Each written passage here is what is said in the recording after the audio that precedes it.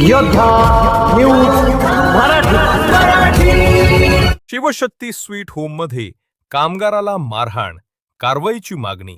कारेगाव, तालुका शिरूर, जिल्हा पुणे। कारेगाव येथील Shivshakti sweet home मध्ये वडापावची ऑर्डर वेळेत न मिळाल्याच्या कारणावरून एका कामगाराला अमानुष मारहाण केल्याची घटना सोमवारी सायंकाळी 5च्या सुमारास घडल्याचा आरोप करण्यात आला आहे। या प्रकरणी संबंधिताविरुद्ध तातडीने कारवाई करण्याची मागणी रांजणगाव एमआयडीसी पोलीस ठाण्याकडे करण्यात आली आहे।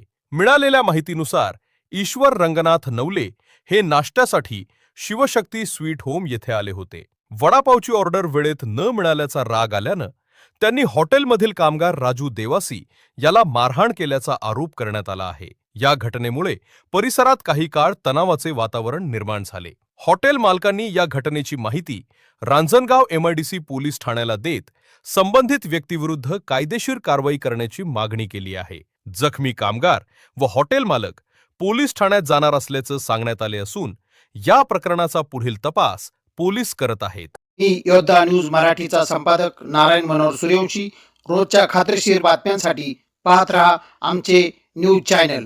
आजच सबस्क्राइब करा, व्हिडिओला लाईक करा आणि शेअर करा। धन्यवाद।